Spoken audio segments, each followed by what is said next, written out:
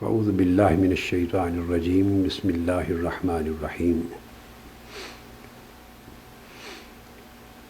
فبما رحمت من اللہ لنت لہم صدق اللہ مولانا العظیم۔ معزز سامعین و ناظرین، اللہ رب العزت کا فضل ہے اور اس کا شکر ہے جس کی توفیق سے ہم اسلام کے دین رحمت اور شفقت ہونے کے موضوع پر ایک سلسلہ وار گفتگو کر رہے ہیں۔ اس سلسلے میں ہم آج جس پہلو پہ اسلام کے دین رحمت و شفقت ہونے کے جس پہلو پہ روشنی ڈال رہے ہیں وہ حضور نبی اکرم صلی اللہ علیہ وآلہ وسلم کا رحیمانہ اور مشفقانہ طرز عمل ہے بیوگان کے ساتھ اور یتامہ کے ساتھ۔ اللہ رب العزت نے حضور نبی اکرم صلی اللہ علیہ وآلہ وسلم کی طبیعت مبارکہ اور آپ کی شخصیت مقدسہ میں نرمی، شفقت، لطف و کرم اور رحمت و ملاطفت کا یہ جو پہلو ہے اس کو اجاگر کرتے ہوئے قرآن مجید میں اسے اللہ کی اپنی رحمت قرار دیا ہے اور ارشاد فرمایا کہ حبیب مکرم صلی اللہ علیہ وآلہ وسلم، یہ آپ کی ذات اقدس میں اللہ کی رحمت کا ظہور ہی تو ہے کہ آپ ان تمام لوگوں اور جملہ انسانی طبقات کے ساتھ انتہائی نرم، شفیق اور رحیم ہیں۔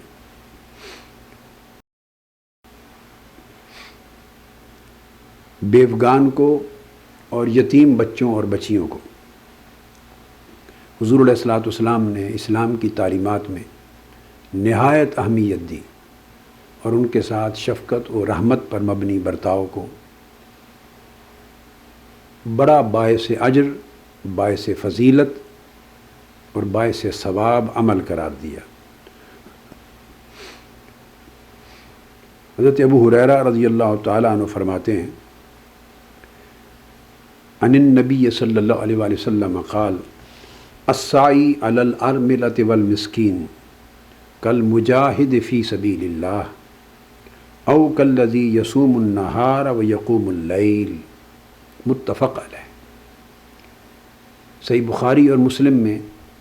یہ حدیث حضرت ابو ہریرہ رضی اللہ تعالیٰ عنہ سے مروی ہے کہ جس میں آقا علیہ الصلاۃ والسلام نے فرمایا کہ بیوگان اور یتامہ اور مساکین پر شفقت کرنے والا، رحمت کرنے والا، ان کی پرورش اور کفالت کی ذمہ داری لینے والا، اس کا درجہ اللہ رب العزت کے حضور وہی ہے جو اللہ کی راہ میں جہاد کرنے والے کا ہے، یا اس شخص کا ہے جو ساری زندگی دن کو روزہ رکھے اور رات ساری قیام کرے اللہ تعالیٰ کی بارگاہ میں۔ قائم اللیل اور صائم الدہر کا درجہ اس شخص کو اللہ پاک عطا کرتا ہے جو بیوگان اور یتامہ اور مساکین کی کفالت، پرورش اور نگہداشت کرتے ہیں۔ اسی طرح حضرت عائشہ صدیقہ رضی اللہ تعالیٰ عنہ وہ روایت کرتی ہیں قالت سمعت رسول اللہ صلی اللہ علیہ وآلہ وسلم یقول انا وکافل الیتیم فی الجنت کہاتین وجامع بین السبابۃ والوسطی۔ آقا علیہ السلام نے فرمایا کہ میں اور یتیموں کی کفالت کرنے والا جنت میں ان دو انگلیوں کی طرح ہوں گے۔ اکٹھی کر کے آپ نے انگشت شہادت اور وسطی انگلی دونوں کو اکٹھا کر کے فرمایا جیسے دو انگلیاں یہ میری آپ کے سامنے ہیں، جنت میں اور یتیموں کی کفالت اور پرورش کرنے والا اس طرح اکٹھے ہوں گے۔ والساعی علی الیتیم والارملۃ والمسکین کالمجاہد فی سبیل اللہ والصائم القائم، اور فرمایا اسی طرح یتیموں کی نگہداشت، پرورش اور ان کی کفالت پر محنت کرنے والا بیوگان کی دیکھ بھال کرنے والا اور غریبوں مسکینوں محتاج بچوں کو لک آفٹر کرنے والا، اس شخص کا درجہ اللہ رب العزت کے ہاں جہاد فی سبیل اللہ کرنے والے مجاہد کا سا ہے اور صائم الدہر اور قائم اللیل کا سا ہے۔ اس حدیث کو بھی امام ابو یعلا نے اپنی مسند میں اور امام طبرانی نے معجم میں اور امام ابن ابی الدنیا میں روایت کیا۔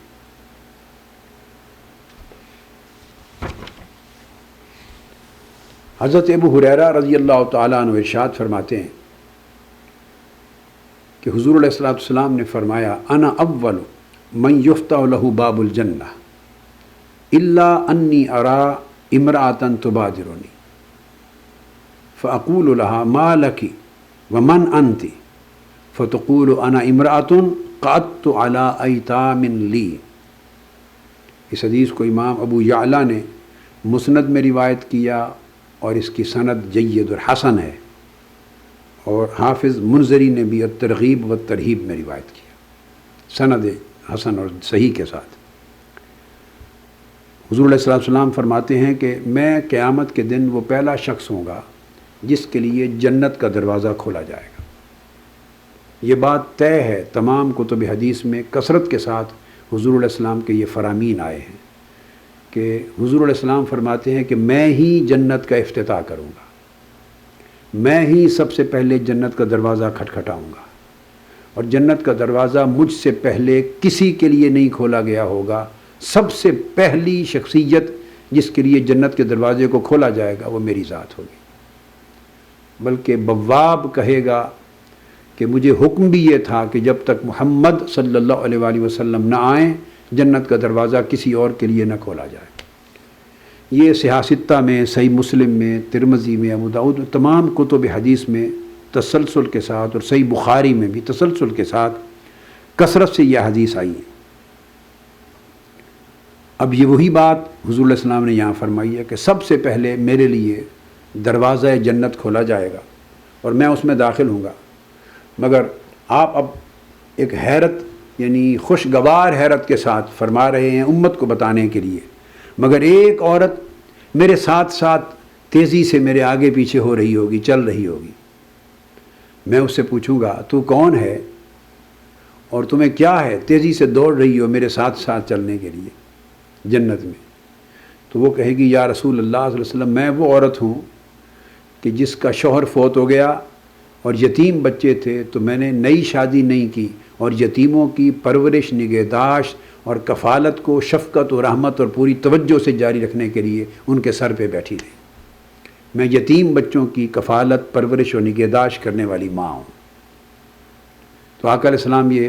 کتنا عظیم درجہ اس خاتون کا بیان کر رہے ہیں جو یتیموں کی کفالت اور ان کی نگہداشت اور پرورش میں زندگی گزارتی ہے، کہ جنت کا دروازہ جب سب سے پہلے مجھ پہ کھلے گا اور میں داخل ہوں گا تو میرے ساتھ یتیموں کی پرورش کرنے والی امائیں بھی ہوں گی۔ اسی طرح یہ حدیث میں پہلے بیان کر چکا ہوں جس میں حضرت عائشہ صدیقہ رضی اللہ تعالیٰ عنہ فرماتی ہیں، اور یہ صحیح بخاری اور صحیح مسلم میں ہے متفق علیہ۔ وہ فرماتی ہیں کہ ان کے پاس ایک خاتون آئی اور اس نے 2 بچیاں اٹھائی ہوئی تھیں اور یہ دونوں بچیاں یتیم تھیں، اور اس نے آ کے مجھ سے کچھ مانگا، میرے پاس اور کچھ نہ تھا سوائے ایک کھجور کے، تو میں نے وہ کھجور اس کو دے دی۔ فلم تجد عندی غیر تمرۃ واحدہ فآتیتها فقسمتها بین ابنتیها ولم تأکل منها شیئا۔ اس نے اس کے 2 ٹکڑے کر دیے ایک کھجور کے، دونوں بیٹیوں کو آدھا آدھا حصہ کھلا دیا اور خود کچھ نہیں کھایا۔ اس کے بعد پھر چلی گئی۔ اتنے میں آقا علیہ الصلوۃ والسلام تشریف لائے تو میں نے آقا علیہ السلام کی بارگاہ میں یہ پوری بات عرض کی، تو آپ نے فرمایا کہ وہ بچیاں، یتیم بچیاں، اس ماں کے لیے دوزخ کے سامنے ڈھال بن گئیں۔ یہ اجر ہے ان یتیم بچیوں کے ساتھ ایسے سلوک کا کہ ایک عمل بھی بخشش کا سبب بن گیا۔ حضور علیہ الصلوۃ والسلام نے فرمایا، حضرت انس بن مالک رضی اللہ تعالیٰ عنہ روایت کرتے ہیں، من آل جاریتین حتی تبلغا جاء یوم القیامت انا وہو ودم اصابعہ۔ آقا علیہ الصلوۃ والسلام نے فرمایا کہ جس شخص نے 2 بیٹیوں کی پرورش کی، نگہداشت کی، اور امام مسلم نے اس حدیث کو روایت کیا ہے، امام مسلم نے، اور تذکرہ آیا ہے یتیموں کے باب میں، تو لہٰذا کسی شخص نے یتیم بچیوں کی پرورش کی، نگہداشت کی، رحمت و شفقت کے ساتھ ان کی کفالت اور ان کو پالا، تو فرمایا قیامت کے دن وہ شخص اور میں اس طرح، آپ نے دونوں انگلیوں کو ملاتے ہوئے فرمایا، اس طرح اکٹھے آئیں گے۔ یہی حدیث حضرت سہل بن سعد ساعدی رضی اللہ تعالیٰ عنہ سے بھی مروی ہے، جہاں آپ نے فرمایا انا، یہ راوی اور ہیں، حدیث وہی ہے جس کا تذکرہ پہلے ہو چکا، انا وکافل الیتیم فی الجنت ہاکذا واشار باصبعیہ السبابہ والوسطی، کہ میں اور یتیم کی کفالت کرنے والا کافل یتیم جنت میں ان دو انگلیوں کی طرح اکٹھے ہوں گے۔ امام بخاری نے اس کو روایت کیا ہے، کتاب الطلاق کے اندر یہ حدیث آئی ہے، باب اللعان۔ اس طرح امام مسلم نے بھی روایت کیا ہے حضرت ابو ہریرہ رضی اللہ تعالیٰ عنہ سے، جس میں آقا علیہ السلام نے فرمایا کافل الیتیم لہ انا وہو کہاتین فی الجنہ۔ آقا علیہ السلام نے ان دو انگلیوں کی طرف اشارہ کر کے فرمایا کہ یتیم کی کفالت کرنے والا اور میں جنت میں ان دو انگلیوں کی طرح اکٹھے ہوں گے۔ آپ نے دیکھا کہ بے شمار صحابہ کرام سے اس مضمون کی احادیث، ایک ہی مضمون کی احادیث مروی ہیں، مختلف مواقع پر آقا علیہ السلام اس کا اعلان کرتے۔ اس طرح حضرت مرہ بن عمرو الفہری، ان سے مروی ہے، حضور علیہ السلام نے فرمایا قال انا وکافل الیتیم فی الجنت کہاتین، فرمایا آقا علیہ السلام نے کہ میں اور یتیم کی کفالت کرنے والا جنت میں ان دو انگلیوں کی طرح ہوں گے۔ آپ نے دیکھا کس قدر تکرار کے ساتھ اور کس قدر اصرار کے ساتھ اور کس قدر اہمیت اور تاکید کے ساتھ آقا علیہ السلام نے بار بار مختلف مواقع پر یہ بات بیان فرمائی، اور مختلف صحابہ نے اس کو روایت کیا۔ حضور علیہ السلام نے ایک اور بڑی لطیف بات کی، یتیموں اور مسکینوں اور محتاجوں اور بے سہارا بچوں اور بچیوں کی کفالت کے لیے، نگہداشت کے لیے، ان کے لک آفٹر کے لیے، ان کی پرورش کے لیے جو سارا عمل رحمت و شفقت کے ساتھ تکمیل پذیر ہوتا ہے۔ حضرت ابو ہریرہ رضی اللہ تعالیٰ عنہ روایت کرتے ہیں کہ ایک شخص نے آقا علیہ السلام کی بارگاہ میں آ کر شکایت کی کہ یا رسول اللہ میرا دل بڑا سخت ہے، دل میں نرمی اور رقت اور گریہ وزاری نہیں ہے، دل بڑا سخت پتھر کی طرح ہے، کیا کروں؟ تو آقا علیہ السلام نے اسے ایک نسخہ تجویز فرمایا، تلقین فرمایا دل کی سختی کو دور کرنے اور اسے نرمی سے بدلنے کے لیے۔ ارشاد ہوتا ان رجلا شکا الی رسول اللہ صلی اللہ علیہ وسلم قسوۃ قلبہ فقال امسح رأس الیتیم واطعم المسکین۔ آقا علیہ السلام نے فرمایا اگر دل کی سختی کو دور کرنا ہے، قساوت قلب کو دور کرنا ہے اور اسے نرمی میں، رقت میں بدلنا ہے، تو پھر یتیم بچوں کے سر پہ شفقت کا ہاتھ پھیرا کر اور مسکینوں محتاجوں ان بچوں کو کھانا کھلایا کر۔ یتیم بچوں کے سر پہ دست شفقت پھیرتے رہنے سے اور مسکین محتاج بچوں کو ہمیشہ کھانا کھلاتے رہنے سے اللہ رب العزت دل کی قساوت کو دل کی سعادت میں بدل دیتا ہے، اور شقاوت کو سعادت میں بدل دیتا ہے، سختی کو نرمی میں بدل دیتا ہے، اور جس کو رقت قلب نصیب نہ ہوتی ہو، گریہ وزاری، اس کو اللہ پاک رقت اور گریہ وزاری عطا کر دیتا ہے۔ اتنا بڑا روحانی عمل بھی ہے۔ اسے امام احمد بن حنبل نے مسند میں رجال صحیح کے ساتھ روایت کیا، اور امام عبد بن حمید نے اور امام بہقی نے بھی سند حسن کے ساتھ روایت کیا۔ حضرت ابو امامہ رضی اللہ تعالیٰ عنہ روایت کرتے ہیں ان رسول اللہ صلی اللہ علیہ وآلہ وسلم قال من مسح علی رأس الیتیم لم یمسحہ الا للہ کان لہ فی کل شعرۃ مرت علیہ یدہ حسنات۔ آقا علیہ السلام نے فرمایا کہ جو شخص صرف اللہ کی رضا کے لیے، صرف اللہ کی خوشنودی کے لیے ایک یتیم کے سر پہ دست شفقت رکھتا ہے اور پیار کا ہاتھ پھیرتا ہے لوجہ اللہ، فرمایا ہر بال کے بدلے جس کے اوپر اس کا دست شفقت آیا ہے، اللہ تبارک و تعالیٰ اسے بے انتہا نیکیاں اس کے نامہ اعمال میں درج کر دیتا ہے، ایک ایک بال کے بدلے بہت نیکیاں عطا کرتا ہے اس کو۔ اس حدیث کو بھی امام احمد بن حنبل نے روایت کیا مسند میں، اور امام عبداللہ بن مبارک نے روایت کیا کتاب الزہد میں، اور امام عبداللہ بن احمد نے روایت کیا، ابن ابی الدنیا نے، امام طبرانی نے روایت کیا، اور اس کے اسناد بھی حسن ہیں۔ آقا علیہ السلام نے ایک اور بات سنائی ان گھر والوں کے لیے جس گھر میں یا جن گھروں میں یتیم بچے اور بچیوں کی پرورش ہو، کفالت ہو، ان کی دیکھ بھال ہو، ان کی نگہداشت ہو، اور رحمت، شفقت اور محبت کے ساتھ ان کا خیال رکھا جائے۔ وہ بچے کسی کے بھی ہوں، ان کے اپنے ہوں یا ان کے کسی اور کے لے کے انہوں نے گھر میں پرورش کے لیے رکھے ہوں، یا آرفنیج ہے، ایک آرفنیج ہے، آغوش ہے، یتیم بچوں اور بچیوں کی رہائش، پرورش، کفالت، تعلیم، تربیت کا اہتمام کسی انسٹیٹیوشن میں کیا جا رہا ہے، تو کوئی ان یتیم بچوں کی اسی انسٹیٹیوشن میں کفالت اپنے ذمے لے لے، ان کی پرورش اپنے ذمے لے لے۔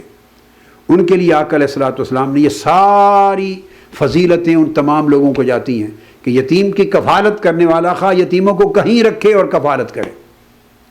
الغرض ان کی کفالت کی ذمہ داری جن لوگوں نے لے لی، ان کی پرورش کی شفقت اور محبت کے ساتھ اپنے وسائل خرچ کر کے ان کی تعلیم کا اہتمام کیا، ان کی تربیت کا اہتمام کیا، ان کے والدین اور والد کا سایہ سر سے اٹھ جانے کے بعد اور جوانی تک ان کی پرورش کی، اور انہیں کارآمد فرد سوسائٹی کا بنا دیا۔ جس شخص نے اپنے وسائل، اپنی محبت، اپنی توجہ، اپنا مال اس پہ خرچ کیا، آقا علیہ السلام نے اس کے لیے ضمانت دے دی ہے کہ اسے دوزخ سے نجات کا پروانہ مل گیا، اور اللہ پاک نے جنت اس کے لیے واجب کر دی، اور جنت میں بھی ٹھکانہ کیا ہوگا، فرمایا کہ اس کی میرے ساتھ سنگت اس طرح ہوگی جنت میں جس طرح ان دو انگلیوں کا اکٹھا رہنا۔ اب یہاں حضرت ابو ہریرہ رضی اللہ تعالیٰ عنہ فرماتے ہیں خیر بیت من المسلمین بیت فیہ یتیم یحسن الیہ، فرمایا مسلمانوں کے گھروں میں سب سے بہتر اور اچھا گھر وہ ہے جس میں کوئی یتیم ہو اور اس کے ساتھ اچھا سلوک کیا جاتا ہو، رحمت، شفقت اور محبت کے ساتھ اس کی پرورش کی جاتی ہے۔ اور شر بیت فی المسلمین بیت فیہ یتیم یساء الیہ، اور سب سے برا بدبختوں کا گھر وہ ہے جس میں کوئی یتیم بچہ یا بچی ہے مگر اس کے ساتھ حسن سلوک نہیں کیا جاتا، برا سلوک کیا جاتا ہے۔ یہ فرما کر پھر فرمایا انا وکافل الیتیم فی الجنت کہاتین، میں اور یتیم کی کفالت کی ذمہ داری لینے والا جنت میں ان دو انگلیوں کی طرح اکٹھے ہوں گے۔ اسے بھی امام بخاری نے الادب المفرد میں، امام عبداللہ بن مبارک، امام ابن ماجہ، امام بغوی، امام ابن ابی الدنیا سب نے سند حسن اور سند صحیح کے ساتھ روایت کیا۔ الغرض حضور علیہ الصلوۃ والسلام نے یتامہ کی پرورش کے لیے، بیوگان کی پرورش کے لیے، مساکین اور محتاج بچے بچیوں کی، بے سہارا بچے بچیوں کی پرورش کے لیے رحمت اور شفقت کے ساتھ، محبت کے ساتھ اس کو دین اسلام کا بہت بڑا افضل، اعلیٰ اور عرفہ عمل اور عبادت قرار دیا۔ یہی عمل جیسے سلوک یتیم بچوں کے ساتھ ہے، یتامہ اور بیوگان کے ساتھ ہے، مساکین اور محتاج بچوں کے ساتھ ہے، اسی طرح کا سلوک اگلا سبجیکٹ ہم لے رہے ہیں ان لوگوں کے ساتھ کرنے کا حکم ہے جو آپ کے گھروں میں کام کاج کرتے ہیں، آپ کی ملازمت کرتے ہیں۔ آقا علیہ السلام کے زمانہ میں، زمانہ عہد رسالت میں یا اس سے قبل، چونکہ پرزنرز آف وار غلام بن کے آتے تھے اور باندیاں بن کے آتی تھی، چونکہ اس وقت سلیوری کا رواج تھا بین الاقوامی سطح پر۔ یہ بات ذہن نشین کر لیں کہ وہ جو غلام ہوتے تھے، بعض لوگوں کو کم علمی کی وجہ سے، مطالعہ کی کمی، اطلاع کی کمی، بے خبری کے باعث یہ مغالطہ لاحق رہتا ہے، اور وہ ایک عجیب پریشانی میں، ہیجان میں مبتلا ہوتے ہیں۔ وہ سمجھتے ہیں، اور ویسٹرن ورلڈ کے بھی لوگ اور کئی سیکولر لوگ اس مغالطے میں مبتلا ہیں کہ شاید معاذ اللہ غلامی کا تصور اور انسٹیٹیوشن اسلام نے انٹروڈیوس کیا ہے۔ یہ تصور ٹوٹلی غلط ہے، بیس لیس ہے، یاد رکھ لیں، اس کی کوئی بنیاد نہیں ہے سرے سے، یہ محض بے خبری ہے، جہالت ہے۔ اسلام کی آمد، حضور علیہ الصلوۃ والسلام کی بعثت کو آج 1400-1500 سال ہوئے ہیں، جبکہ غلامی کا انسٹیٹیوشن بین الاقوامی سطح پر ہزارہ سال اسلام کی آمد سے پہلے سے چلا آ رہا ہے، اور یہ دنیا کے ہر کونے میں تھا۔ افریقہ میں تھا غلامی کا کنسیپٹ، آپ کو پتہ ہے وہاں اسلام ابھی نہیں پہنچا تھا، غلام تھے، غلاموں کی منڈیاں لگتی تھیں، اور غلاموں کو امریکہ، پچھلے زمانے تک امریکہ لے جایا جاتا تھا۔ افریقہ کے ملکوں سے غلام بنا کے امریکہ لاتے سلیبز اور ان سے کام کاج لیا جاتا تھا. افریقی ممالک میں یہ تھا. چائنا میں غلامی کا تصور تھا. روم اور فارس کی سلطنتوں میں جہاں اسلام نہیں تھا، یعنی وہ کرسچن سٹیٹس تھیں اور ادھر زورواسٹر الگ الگ ان کے مذاہب تھے، تو چائنا میں تھا، ادھر روم کی سلطنت میں تھا، قسطنطنیہ وغیرہ، اور اس سے اوپر گریک کے زمانے سے چلا آ رہا تھا. اور یہ سارا کا سارا کنسیپٹ ایجپٹ میں، مصر کے زمانے میں تھا. اس سے پہلے کی تہذیب جب یونان کی تہذیب میں تھا، ایجپشن تہذیب میں تھا، اس سے پہلے بیبیلونین تہذیب میں تھا، یعنی ہندوستان کی تہذیب اور ان کے مذاہب میں 5000 سال اس سے بھی پہلے کا تصور تھا. گویا اسلام کی دنیا میں آمد سے قبل پوری روئے زمین کی ساری تہذیبوں میں، تمام خطوں میں، تمام ممالک میں مور اور لیس غلامی کا تصور 5، 6، 7 ہزار سال پہلے سے چلا آ رہا ہے. قدیم تصور ہے. اسلام کے ساتھ اس کا کوئی تعلق واسطہ نہیں ہے. اسلام تو آج سے 14، 15، 100 برس پہلے آیا. اسلام نے تو اس میں ریفارمز کی، چونکہ یہ وبا بڑی وسیع تھی، ہر طرف دنیا پہ چھائی ہوئی تھی، پری ڈومیننٹ تھی آل اوور دا ورلڈ. اور پھر پریزنرز آف وارز کے لیے کوئی اور قانون نہیں تھا سوائے 2 قوانین کے ورلڈ وائڈ. میں اسلامک لاء کی بات نہیں کر رہا، انٹرنیشنل لاء کی بات کر رہا ہوں. جنگیں ہوتی تھیں، ان تمام ملکوں کے مابین ہوتی تھیں، روم اور فارس کے مابین ہوتی تھیں.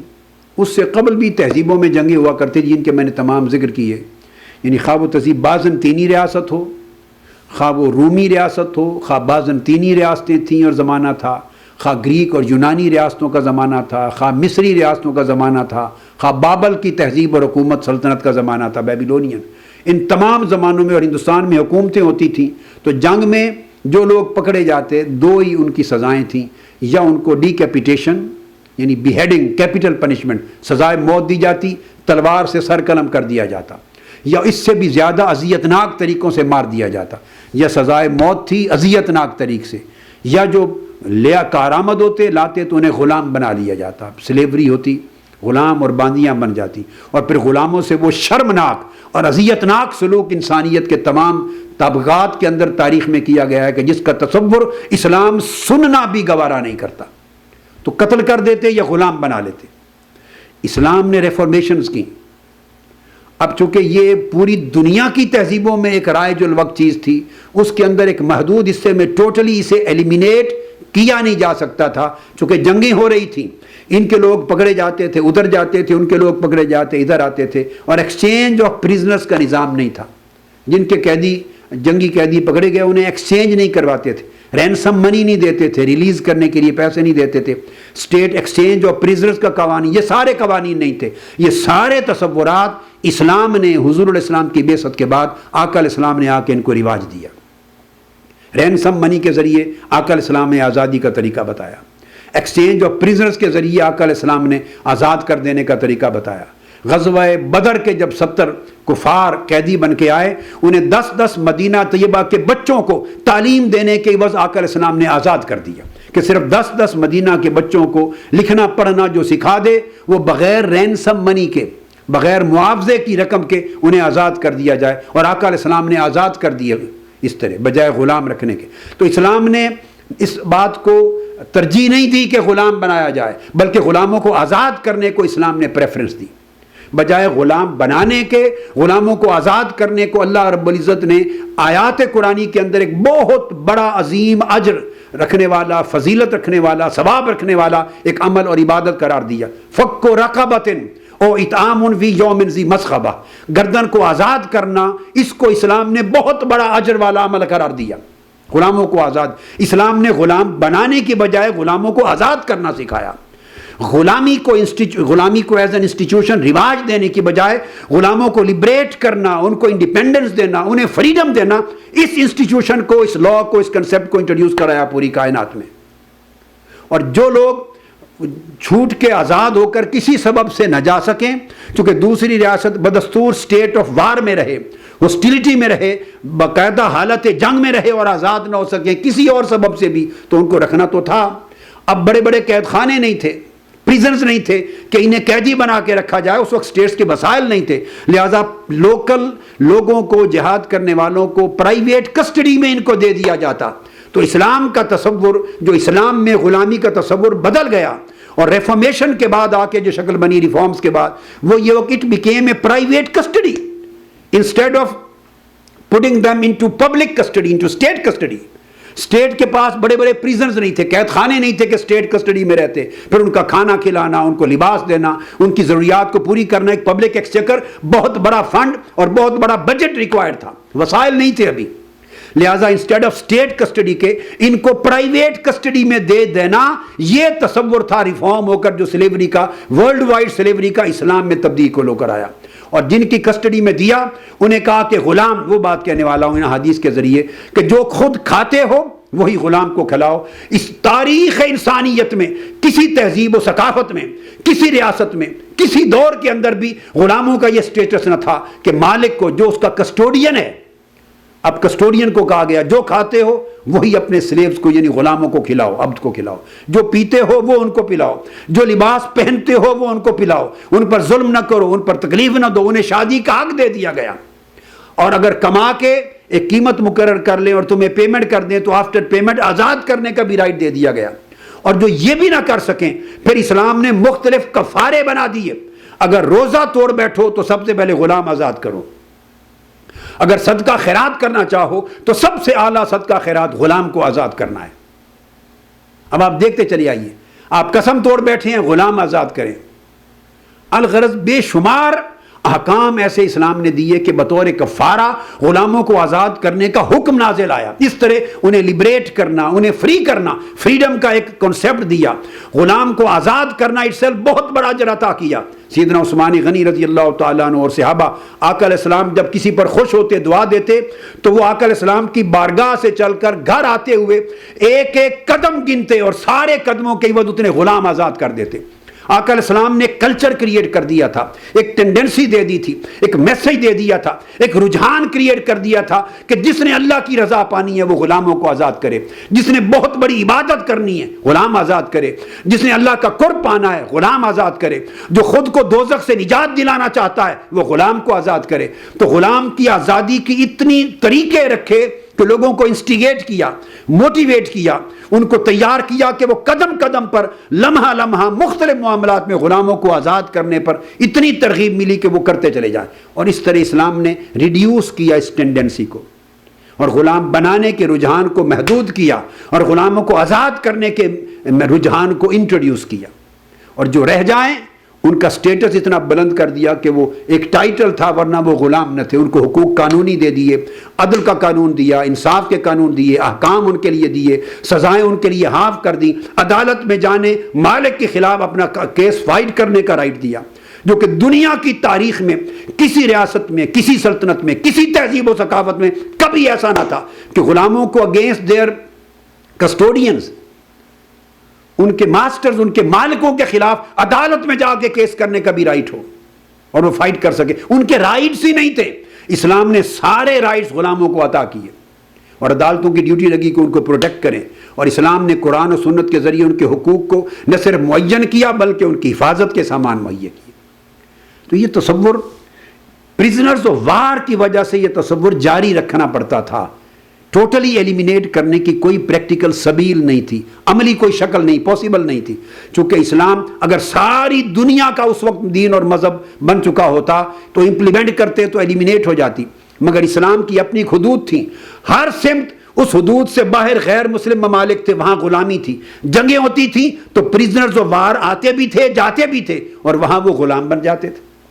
اور یہاں ان کو الگ سے رکھنے کی کوئی اور سبیل نہ تھی سوائے اس کے. تو اسلام نے گریجول پروسیس میں اسے ایلیمینیٹ کرنے کے مختلف راستے تجویز کیے، امپلیمنٹ کیے، ترغیبات دیں، ترہیبات دیں، احکام دیے، قوانین دیے. اور اس کے نتیجے میں یہ اسلام کا احسان ہے انسانیت پر کہ اس کے نتیجے میں الٹیمیٹلی غلامی کا انسٹیٹیوشن دنیا سے ختم ہو گیا. اس کے خاتمے کے لیے اسلام نے گریجول پروسیس، ایک نیچرل پروسیس کو اڈاپٹ کیا. تو یہ بات بائی دی وے آ گئی. تو وہ جو غلام اس وقت تھے آج اس کی شکل گھر میں کام کاج کرنے والے لوگوں کی ہے، غلام تو ہے نہیں. لہٰذا آپ ہائر کرتے ہیں جو سرونٹس اپنی سروس کے لیے، ہاؤس ہولڈ کے لیے ہائر کرتے ہیں، تو وہ لوگ جو آپ کے گھر کی خدمات انجام دیتے ہیں، آیا کے طور پر گھر کی صفائی کرنے والے، گھر میں خاتون رکھی جاتی ہے، مرد رکھے جاتے ہیں، بچے بچیاں رکھی جاتی ہیں، گھر کی ہاؤس ہولڈ کے لیے، تو وہ ان کے اوپر وہ احکام جاری ہوں گے۔ فرمایا ارقاؤکم اخوانکم فاحسنوا الیہم واستعینوہم علی ما غلبکم۔ آقا علیہ السلام نے فرمایا یہ جو تمہارے سرونٹس ہیں، کام کرنے والے ہیں، خدمت گزار، اب میں اس کا ترجمہ خدمت گزاروں کا کروں گا، یہ تمہارے سرونٹس و خدمت گزار ہیں۔ فرمایا اخوانکم، یہ تمہارے بھائی ہیں۔ اسلام سے قبل دنیا کی کسی تہذیب نے، کسی ثقافت نے، کسی ریاست نے، کسی سلطنت نے غلاموں کو بھائی قرار نہیں دیا تھا، ایکول سٹیٹس نہیں دیا تھا، یہ بھی اسلام نے دیا۔ فرمایا یہ تمہارے بھائی ہیں، اخوانکم، تمہارے بھائی ہیں، لہٰذا ان کے ساتھ اچھا سلوک کیا کرو، حسن سلوک کا حکم دیا آقا علیہ السلام نے۔ یہ حدیث امام احمد بن حنبل نے روایت کی، اور امام بخاری نے الادب المفرد میں روایت کی، اور امام ابو یعلا نے اپنی مسند میں روایت کی۔ اسی طرح حضور علیہ السلام نے فرمایا، آگے حدیث میں آتا ہے، قال للمملوک طعامہ وکسوتہ ولا یکلف من العمل الا ما یطیق۔ حضور علیہ السلام نے فرمایا کہ یہ جو تمہارے ارقا ہیں، مملوک ہیں، سلیوز ہیں، خدمت گزار ہیں، ان کا کھانا، اچھا کھانا ان کو کھلانا اور اچھا پہناوا دینا یہ تمہارے اوپر فرض کر دیا گیا ہے، اور ان کی طاقت سے بڑھ کر ان کو کوئی عمل مشقت ان کے اوپر ڈالنا شریعت میں ممنوع قرار دیا گیا۔ ان کی طاقت سے بڑھ کر انہیں کسی عمل اور کسی کام کی تکلیف نہ دی جائے۔ پھر آقا علیہ السلام نے ارشاد فرمایا کہ اطعموہم مما تاکلون والبسوہم مما تلبسون، اسے امام مسلم نے روایت کیا ہے۔ آقا علیہ السلام فرماتے ہیں کہ ان کو جو خود کھاتے ہو وہی کھانا کھلاؤ، اور جو خود پہنتے ہو اسی پائے کا ان کو لباس پہناؤ، تاکہ ان کا جو عزت نفس ہے وہ مجروح نہ ہو، ان کو سوسائٹی میں ایک باعزت سٹیٹس ملے، آزاد لوگوں کی طرح جیسے تم رہتے ہو ان کو بھی اس طرح کی باعزت سٹیٹس ملے۔ اور پھر علم کی عالم یہ ہے کہ بے شمار تابعین اور اتباع التابعین جلیل القدر جو محدثین ہیں اور فقہا ہیں، تابعین اور اتباع التابعین، وہ آزاد کیے ہوئے غلاموں کی اولاد ہیں، خود بھی آزاد کیے ہوئے غلام ہیں، بے شمار صحابہ بھی ہیں، ایسے تابعین بھی ہیں، اتباع التابعین بھی ہیں جن سے احادیث مروی ہیں، جن کا اتنا بلند درجہ ہے کہ صحابہ اور تابعین میں محدثین ہو گئے اور فقہا ہو گئے اور روات ہو گئے۔ اس کا تذکرہ انشاءاللہ آگے چل کے کسی موقع پہ میں کروں گا، ان کے نام بتاؤں گا۔ کتنی کتنی ہستیاں ایسی ہوئیں جو آزاد کردہ غلام تھے، خود آزاد کیے گئے یا آزادی لینے والے غلام تھے، یا آزاد کیے ہوئے غلاموں کی اولاد تھی یا ان کے بیٹے تھے، اور ان کو اتنا بڑا سٹیٹس ملا کہ وہ مرجع تھے علماء کے، امت کے، عوام و خواص کے، علم دین میں، علم تفسیر میں، علم حدیث میں، علم فقہ میں۔ اور یہ لوگ مدینہ طیبہ میں بھی مرجع خلائق تھے، مکہ مظمہ میں بھی تھے، بصرہ میں بھی تھے، کوفہ میں بھی تھے، دمشق میں بھی تھے، تمام ممالک میں اتنا بڑا سٹیٹس علم کی دنیا میں ان کو ملا۔ تو راستے بند اگر کر دیے جاتے اور انہیں غلامی کی تباہیوں میں اور گہرائیوں میں اور ذلتوں میں معذرہ رکھا جاتا تو کبھی اتنے بڑے عالم اور امام اپنی امت کے علم کے باب میں نہ ہو سکتے۔ ان کے لیے سارے راستے کھول دیے گئے۔ ایسے واقعات بھی ہیں کہ ایک صحابی کو کسی کو دیکھا کہ اس نے یا ان کے گھر میں سے کسی بچے نے ایک غلام کو، جو ان کے پاس غلام تسلیف تھا، اس کو مارا، اس کو تھپڑ مار دیا، بس کہ ان کے گھر کے کسی فرد نے، بچے نے تھپڑ مار دیا۔ حضور علیہ السلام فرماتے ہیں، ہلال بن یساف اس کو بیان کر رہے ہیں اس واقعے کو، کہ سوید بن مقرن رضی اللہ تعالیٰ عنہ صحابی ہیں، انہوں نے بیان فرمایا، حضرت سوید بن مقرن رضی اللہ تعالیٰ عنہ فرماتے کہ وہ اس طرح ایک تھپڑ مار دیا کہ ان کے کسی بچے نے، فَأَمَرَنَا رسول اللہ صلی اللہ علیہ وسلم أَن نُؤْتِقَهَا، تو آقا علیہ السلام نے حکم دیا، وہ باندھی تھی جس کو تھپڑ مارا، گھر میں کام کرنے والی تھی، تو آقا علیہ السلام نے حکم دے دیا کہ اب تم اس کو اپنے پاس نہیں رکھ سکتے، اس کو آزاد کر دیں۔ ممکن ہے وہ کتنے پیسوں سے خرید کے لائے ہوں گے، مگر اسے ایک تھپڑ کے عوض فرمایا خبردار اب اس کو نہیں رکھ سکتے، آزاد کر دیا گیا۔ سو انہوں نے کہا کہ ہمارے پاس ان کے سوا گھر میں اور تھی کوئی نہیں، وَمَا لَنَا خَادِمٌ إِلَّا وَاحِدٌ، ایک ہی تھی، مگر آقا علیہ السلام نے معاف نہیں کیا، آزاد کر دیا اس کو ایک تھپڑ کی وجہ سے۔ اتنا اجر عطا اور اتنا مقام عطا کیا۔ ابو ہریرہ رضی اللہ تعالیٰ عنہ فرماتے ہیں، المملوک اخوک فاذا صنع لك طعاما فاجلسه معه، جو سلیو ہے وہ تمہارا بھائی ہے، جب وہ کچن میں تمہارے لیے کھانا بنائے اور کھانا لے کے آئے، آقا علیہ السلام نے فرمایا اس کو اپنے پاس بٹھا لو اور ساتھ ملا کے کھانا کھلاؤ، مل کر کھانا کھاؤ اس کو، اور اگر وہ انکار کرے، ساتھ نہ بیٹھے، تو پھر وہی کھانا اس کو دے دو، الگ بیٹھ کے کھا لے۔ اگر وہ نہ بیٹھے، انکار کرے، کسی قیمت میں نہ بیٹھے، تو وہی کھانا اس کو دو کہ چلو تم اپنی جگہ پہ بیٹھ کے کھا لو۔ اور آقا علیہ السلام فرمایا خبردار اس کو تھپڑ مت مارو، اس کے چہرے پر مت ضرب مارو۔ اسے امام احمد بن حنبل نے اپنی مسند میں روایت کیا ہے، امام ابو داؤد طیالسی نے اپنی مسند میں روایت کیا، امام بہقی نے سنن کبریٰ میں اسناد حسن کے ساتھ روایت کی، اور اس حدیث کی جو اصل ہے وہ بخاری اور مسلم میں آئی ہے، متفق علیہ۔ حضرت عمار بن یاسر رضی اللہ تعالیٰ عنہ روایت کرتے ہیں کہ حضور علیہ السلام نے فرمایا قال رسول اللہ صلی اللہ علیہ وسلم من ضرب مملوکہ ظلما وقیل منہ یوم القیامہ۔ آقا علیہ السلام فرماتے ہیں کہ جس شخص نے اپنے کسی غلام کو، اپنے خادم کو، خدمت گزار کو ظلماً مارا، جس کا وہ حقدار نہ تھا، اس کو مارا، قیامت کے دن میں اس غلام کی جگہ اس کا بدلہ لینے والے ہوں گا، اس کی جگہ پہ اس کا بدلہ میں لوں گا، اس کا وکیل بنوں گا، اس کا ڈیفینڈر بنوں گا، اور اس کا بدلہ وصول کروں گا قیامت کے دن میں۔ اس حدیث کو امام بزار نے روایت کیا کشف الستار میں،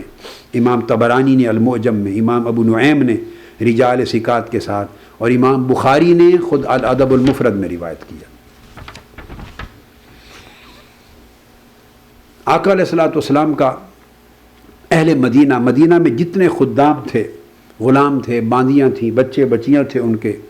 اور خدام تھے، ان ساروں کے ساتھ حسن سلوک ایک مثالی تھا۔ وہ کیا کرتے؟ انس بن مالک رضی اللہ تعالیٰ عنہ روایت کرتے ہیں حدیث، امام مسلم نے اس کی تخریج کی، فرماتے ہیں کان رسول اللہ صلی اللہ علیہ وسلم اذا صلی الغداۃ جاء خدم المدینۃ بآنیۃ فیہا الماء فما یؤتى بإناء الا غمس یدہ فیہ۔ آقا علیہ السلام فرماتے ہیں کہ جب آقا علیہ السلام مدینہ طیبہ میں نماز فجر ادا کر لیتے، انس بن مالک نے بتایا نماز فجر ادا کر لیتے، تو آپ جب مسجد سے نکلتے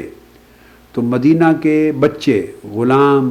اور باندیاں اور سلیوز جتنے تھے وہ سارے کے سارے اپنے برتن لے کے پانی کے آ جاتے، اور ایک حدیث میں آتا ہے یہ کہ بڑا ٹھنڈا، سردی کا بھی سخت موسم ہوتا اور یخ پانی ہوتے ٹھنڈے، برتنوں میں ڈال کے سخت سردیوں میں صبح کا وقت منہ اندھیرے پانی برتن بھر کے پانی سے لے کے آ جاتے، کھڑے ہوتے اور عرض کرتے یا رسول اللہ اپنا دست مبارک ہمارے پانی میں ڈبو دیں برکت کے لیے۔ یہ تبرک کا ان کا عقیدہ تھا، تبرک کا، توسل کا، حصول برکت کا عقیدہ تھا صحابہ کا۔ تو مدینہ کے یہ بچے بچیاں، غلام اور باندیاں ٹھنڈے پانی اس موسم میں بھی لاتے، اور آقا علیہ السلام ان کے ہر ایک کے برتن میں الگ الگ اپنا دست مبارک ڈبوتے جاتے، اور پھر اس کے بعد وہ لے جاتے، ان کو پیتے، بیماروں کو پلاتے، شفا یاب ہوتے اور برکتیں حاصل کرتے۔ اس حدیث کو بھی امام مسلم نے روایت کیا ہے کتاب الفضائل میں، باب قرب النبی صلی اللہ علیہ وسلم من الناس و تبرکہم فیہ۔ آقا علیہ السلام کا لوگوں کے ساتھ قربت کا مضمون کہ کتنے قریب تھے، اور پھر لوگوں کا برکت تبرک کا حاصل کرنا آقا علیہ السلام کی ذات اقدس سے اس باب میں۔ اور حضرت انس بن مالک رضی اللہ تعالیٰ عنہ فرماتے ہیں کہ یہ صحیح بخاری میں ہے، کانت الامۃ من اماء اہل المدینۃ لتأخذ بید رسول اللہ صلی اللہ علیہ وسلم فتنطلق بہ حیث شاءت۔ ایک باندی تھی، خاتون تھی، ایسے غلام اور باندی تھی، ایک کچھ دیوانی بھی تھی، تو وہ مدینہ طیبہ کی باندیوں میں سے وہ باندی، فرماتے ہیں کئی بار دیوانی وہ آقا علیہ السلام کی خدمت میں آ جاتی اور آپ کا دست مبارک بازو پکڑ لیتی اور کہتی کہ میرا کام کرنے والا اور کوئی نہیں، وہ آزاد تھی، اس کا کوئی وارث اور دیکھ بھال کرنے والا نہ تھا، تو آ کے میرے فلاں کام رہتے ہیں آپ کے کر دیجئے۔ آقا علیہ السلام اس کے ساتھ چل پڑتے، جتنے کام وہ کہتی کر کے تو پھر واپس تشریف لاتے۔ یہ آپ کا عمل مبارک تھا۔ اس کو امام بخاری نے روایت کیا کتاب الادب باب الکبر کے اندر، کہ تکبر نہیں ہونا چاہیے، عاجزی انکساری اور ملاطفت لوگوں کے ساتھ۔ اس باب میں امام بخاری نے آقا علیہ السلام کے اس عمل کو بیان کیا۔ پھر حضور علیہ الصلوۃ والسلام نے، جس کا میں نے اسی نشست میں گفتگو کی ہے، کہ آقا علیہ السلام نے ترغیب دی کہ غلاموں کو آزاد کرنا کتنا باعث اجر اور باعث فضیلت عمل ہے، کتنا باعث ثواب عبادت قرار دے دیا گیا اسے،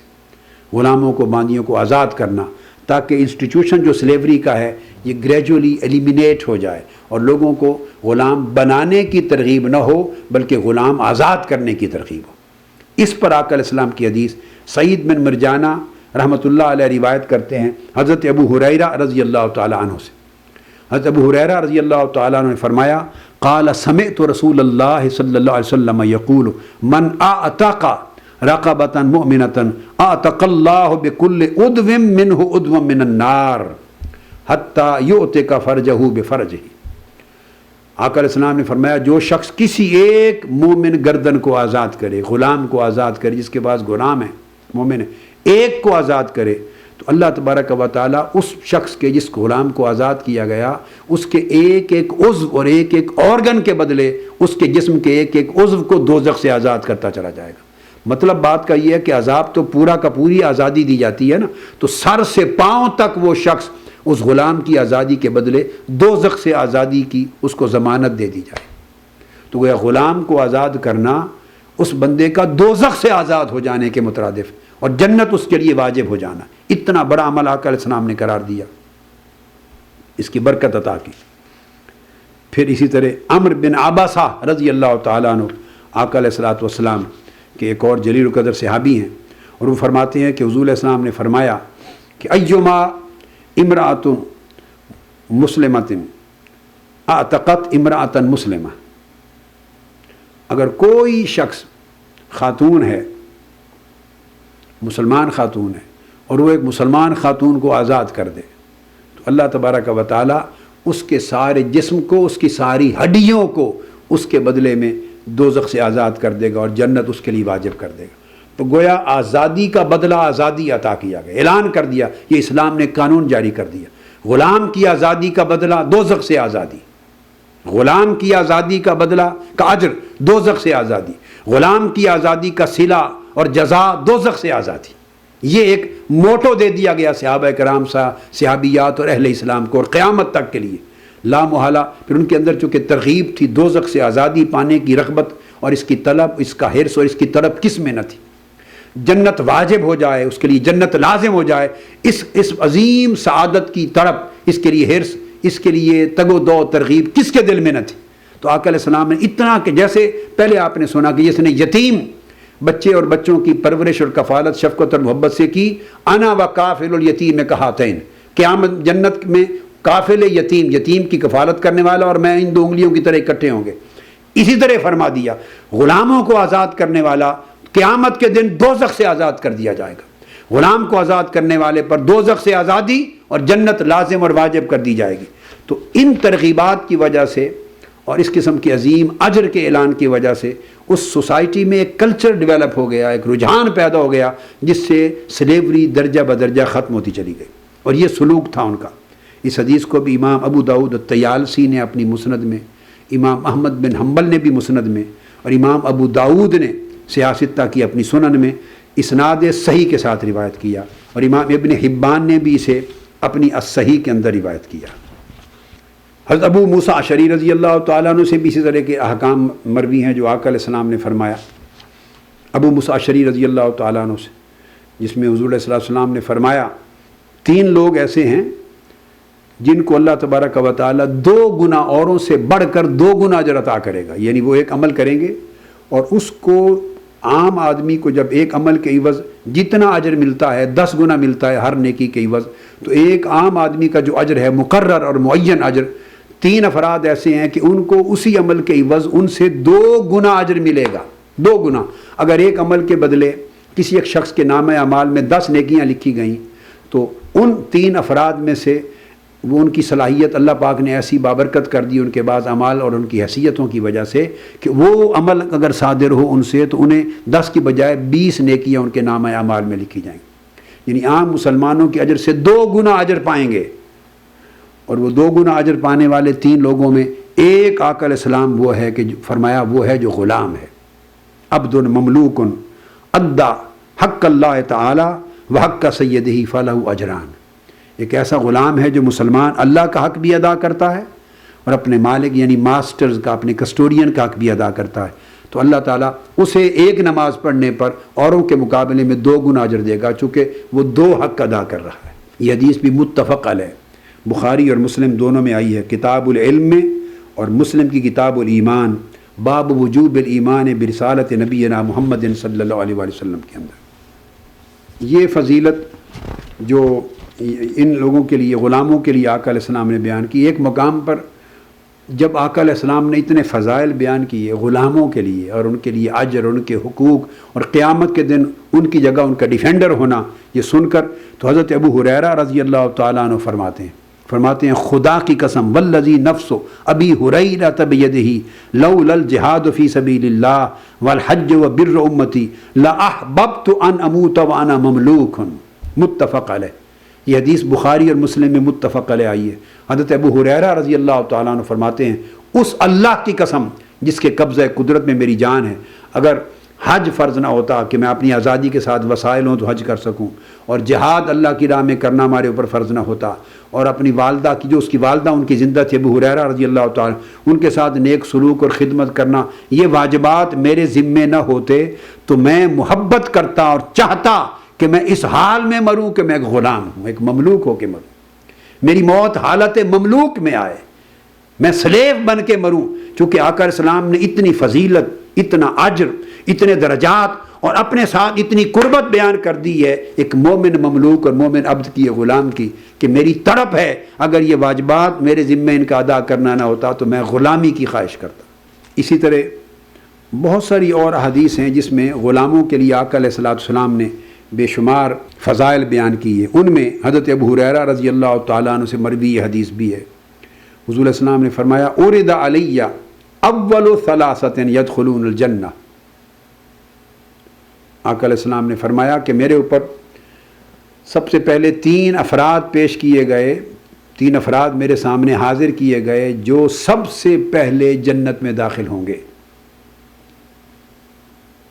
اب یہ فضیلت و درجہ بیان کیا جا رہا ہے، یہ شفقت ہے، یہ رحمت ہے، یہ محبت ہے، یہ ان کے مقام اور درجہ کو اونچا کرنا ہے، ان کو عزت دینا ہے سوسائٹی میں۔ آقا علیہ السلام نے فرمایا وہ لوگ مجھ پر پیش کیے گئے جو سب سے پہلے جنت میں داخل ہوں گے، اور وہ کون ہے؟ الشہید وعبد مملوک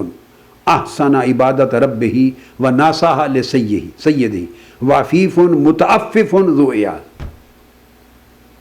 آقا علیہ السلام نے فرمایا ان میں ایک شہید ہے اللہ کی راہ میں شہادت حاصل کرنے والا، اور دوسرا عبد مملوک ہے، وہ بندہ ہے جو سلیو ہے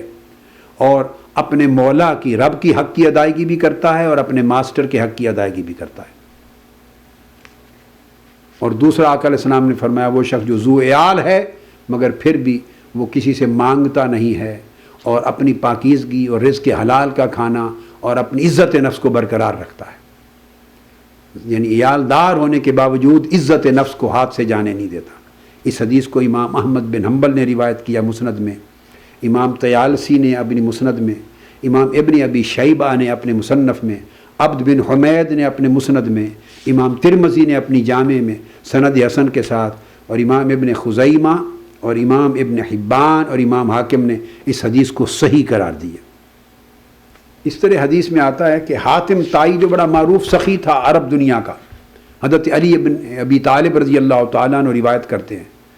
کہ ایک موقع پر غلام ہو کے باندھیا ایک جنگ کے نتیجے میں جنگی قیدی آئے، اور ان جنگی قیدیوں میں ایک لڑکی ایسی بھی آئی کہ جو حاتم طائی جو معروف سخی شخص تھا عالم عرب کا، حاتم طائی کی نسل میں سے تھی، اس کی پوتی کہہ لیجیے، پرپوتی کہہ لیجیے، اس کی نسل میں سے اس کی بیٹی تھی۔ جب آقا علیہ السلام کو اطلاع دی گئی کہ یا رسول اللہ یہ جو جنگی قیدی آئے ہیں ان کے اندر حاتم طائی کی نسل میں سے اس کی ایک بیٹی یا پوتی بھی ہے، تو آقا علیہ السلام نے اس خاتون کو بلایا اور اس کو کہا کہ بیٹی تو چونکہ سخی باپ کی بیٹی اور پوتی ہے تمہیں آزاد کیا جاتا ہے، تمہیں آزاد کیا جاتا ہے۔ اس نے کہا کہ یا رسول اللہ صلی اللہ علیہ وسلم میں حاتم طائی کی سخی کی بیٹی ہوں تو میں اکیلی تو آزادی نہیں لوں گی، جو میرے ساتھ آئے ان کے بھی آزاد کریں۔ تو آقا علیہ السلام نے ان سب کو اس کی خاطر آزاد کر دیا اور فرمایا اس لیے کہ تمہارا باپ بھوکوں کو کھانا کھلاتا تھا، ننگوں کو کپڑے پہناتا تھا، مہمان آتے تو مہمان نوازی کرتا، کھانا عام لوگوں کو اطعام کھانا کھلاتا، سلامتی کے لیے آزاد کرتا، اور جو شخص طلب حاجت کرتا اس کی حاجت کو پورا کرتا۔ اس نے کہا چونکہ میرے باپ میں، بیٹی نے بھی کہا میرے باپ میں یہ خوبیاں تھیں، آقا علیہ السلام نے فرمایا ان خوبیوں کی وجہ سے اس کو اور اس کے ساتھیوں کو سب کو آزاد کر دیا گیا۔ اتنا قدر کی آقا علیہ السلام نے ان اعمال کرنے والے کی۔ ان میں یعنی آپ دیکھ لیجئے کہ غلاموں کو آزاد کرنا، کھانا کھلانا، سلامتی اور پیس کو عام کرنا، بھوکے کو کھانا کھلانا اور ننگے کو کپڑا پہلانا اور مہمان نوازی کرنا اور ہر حاجت مند کی حاجت روائی کرنا، ان خوبیوں کو آقا علیہ السلام نے اتنا بلند درجے، کتنی یہ مورل ویلیوز ہیں جو طلبگار ہیں ان کی طلب کو پورا کرنا، حاجت مندوں کی حاجت کو پورا کیا جائے، جن کے پاس کپڑا نہیں انہیں کپڑا پہنایا جائے، کھانا نہیں انہیں کھانا دیا جائے، بھوکا ہے تو کھانا دیا جائے، مہمان آئیں تو دسترخوان بچھا دیا جائے، اور ہر ایک آنے جانے والے اور واقف ناواقف کے لیے امن اور سلامتی کو عام کیا جائے، اور ہر حاجت مند کی حاجت کو پورا کیا جائے۔ جس شخص کے یہ کردار، یہ اعمال، یہ اخلاق ہیں، مسلمان بھی نہیں تھا، پہلے فوت ہو گیا دور جاہلیت میں، آقا علیہ السلام نے اس کی صرف یہ مورل اور ایتھیکل ویلیوز کو، جو اپنی عمل میں، کردار میں، نوعیت میں سیکولر ویلیوز ہیں، ہیومن ویلیوز ہیں، سوشل ویلیوز ہیں اور ہیومن ویلیوز ہیں، ایتھیکل ویلیوز ہیں، مورل ویلیوز ہیں، آقا علیہ السلام نے ان ویلیوز کو اتنا بلند درجہ عطا کیا کہ اس کی نسل کی پوتی کو اور اس کے عوض اس کے باقی ساتھیوں کو سب کو آزاد کر دیا۔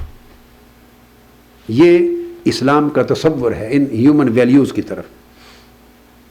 اسی طرح آقا علیہ السلام نے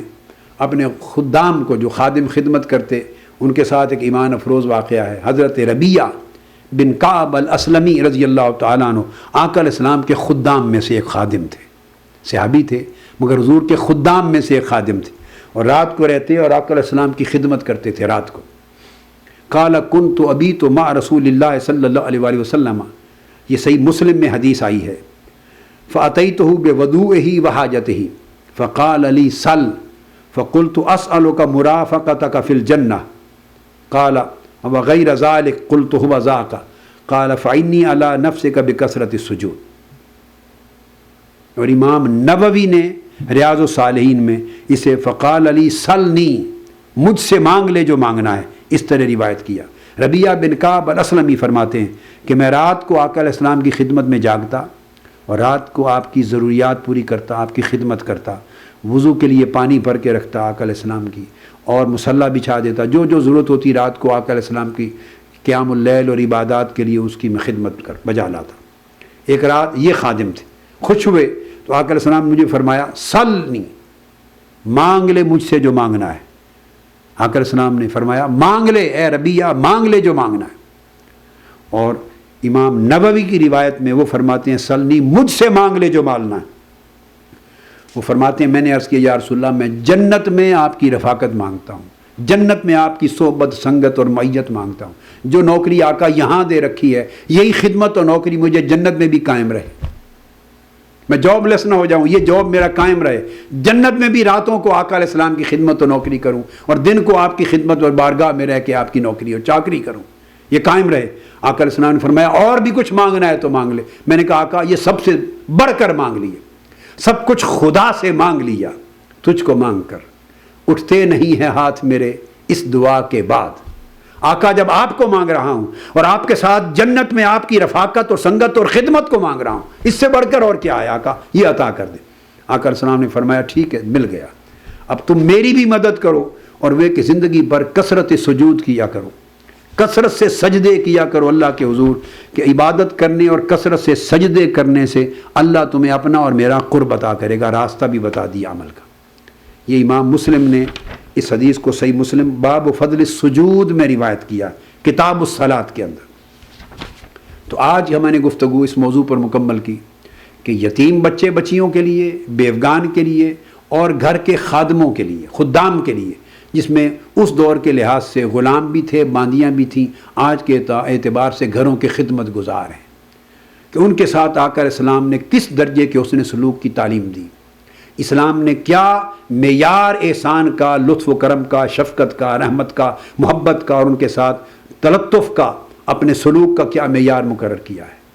اس سے آپ اندازہ کریں کہ کوئی طبقہ انسانی سوسائٹی کا ایسا نہیں ہے کہ جس کے لیے اسلام کی تعلیمات سراسر شفقت، محبت اور احسان پر مبنی نہ ہو۔ کسی جگہ آپ دیکھیں گے کہ کسی جگہ سختی کا عنصر نظر نہیں آئے گا، کسی تعلق میں، کسی سلوک میں، کسی برتاؤ میں سختی روا نہیں رکھی گئی، ہر جگہ نرمی ہے، شفقت ہے، درگزر ہے، معافی ہے، احسان ہے، انعام ہے، محبت ہے، عنایت ہے، ملاطفت ہے۔ اللہ تبارک و تعالی ہمارے حال پہ کرم کرے اور یہ زندگی اسلام کی عین تعلیمات کے مطابق بسر کرنے کی ہمیں توفیق عطا فرمائے۔ آج کی گفتگو یہاں پہ ختم کرتے ہیں، اور انشاءاللہ اگلی نشست میں یہ مضمون پھر جاری رہے گا۔ وما علینا الا البلاغ۔ شیخ الاسلام ڈاکٹر محمد طاہر القادری کے آفیشیل یوٹیوب چینل کو سبسکرائب کریں اور بیل آئیکن کلک کریں۔